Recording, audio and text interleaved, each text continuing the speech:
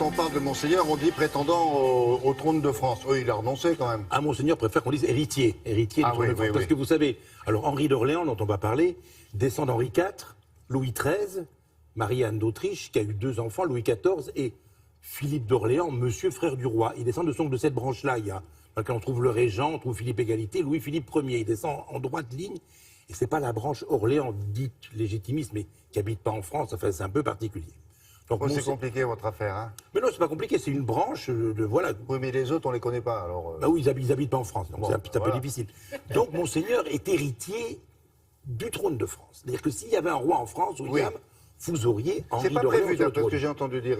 Oui, mais ça pourrait l'être. On ne sait jamais. Ça pourrait l'être. Ah voilà. oui, vous il pourrait régner sur la France. Alors donc, c'est un prince affable qui aime écrire et qui écrit ponctuellement des ouvrages pour adresser des messages d'espoir aux Français. Mais c'est des ouvrages d'histoire ou... Des ouvrages d'histoire, des ouvrages de réflexion, de philosophie, pour un peu consoler leur désespérance face à la situation actuelle. Une sorte de philosophe. Il veut être en recours, la royauté, c'est un recours pour tous ceux qui croient en des ça jours tombe bien, meilleurs. en ce moment, il paraît qu'on cherche des... peut-être, voilà, on peut faire ça. Donc il a écrit un ouvrage qui s'appelle La royauté de l'homme.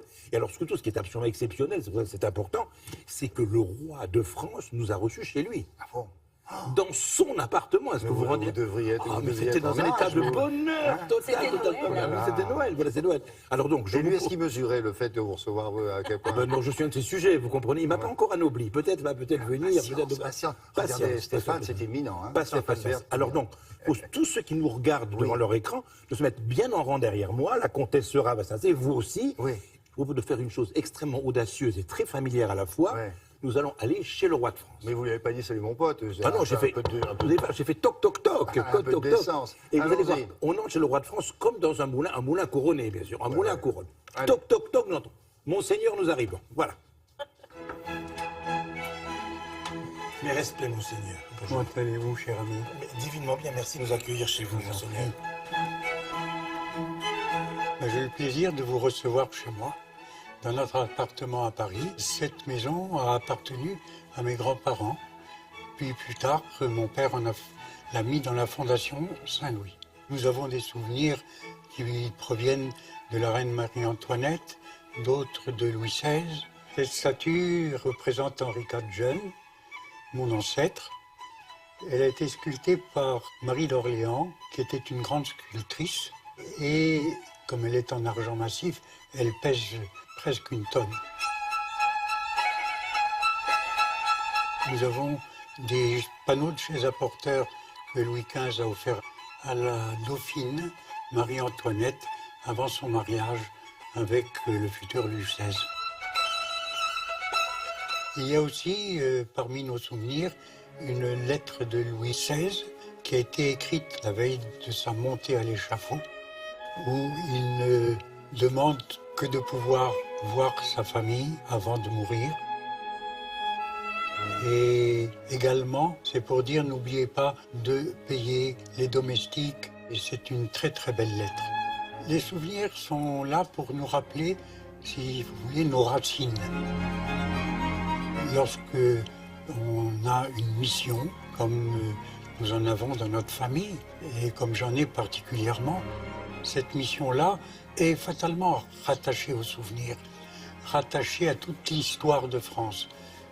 L'histoire de France, c'est un socle, et c'est sur ce socle que l'on bâtit l'avenir. Je suis le descendant des rois de France. La mission de chef de famille que je suis est de rappeler aux Français leur responsabilité vis-à-vis de tout ce passé qu'ils ont eux-mêmes, et donc de le construire dans la justice et dans la paix. Car on ne peut pas construire sans amour.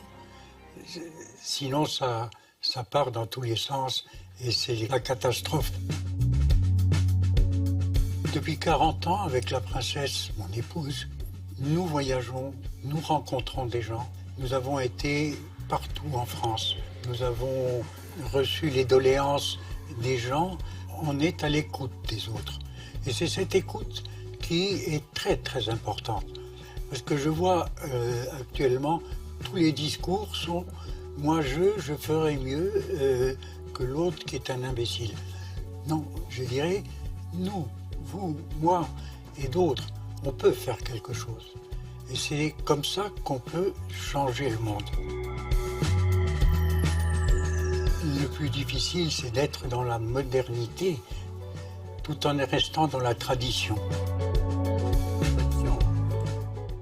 Oui, c'est une tradition, bien sûr. Et cette chemise-là, elle est à la fois à cheval sur la modernité et la tradition, n'est-ce pas? Royal. C'est royal, royal. la chemise, vous avez vu. Il se promène toujours comme ça avec la chemise Je pense, mais Monseigneur était chez lui, donc c'était une Ah, mais tenue c'est- d'intérieur. si tenue je peux me d'intérieur, permettre. tenue. Alors Monseigneur a écrit donc La royauté de l'homme aux presses du Châtelet, et on a vu les images, parce qu'il a la fibre artistique. Oui, Son oui, Altesse oui, royale, oui. Il fait de la scie musicale et il fait des lavis et des aquarelles. Des aquarelles. Quand on a vu le petit catalogue, et le livre s'appelle La royauté de l'homme par Henri, comte de Paris. Très Voilà. bien. Merci, Ta Merci Majesté. Monseigneur d'avoir reçu France 2 chez vous ce Et matin. merci, Votre Majesté, de nous avoir partagé ce moment inoubliable.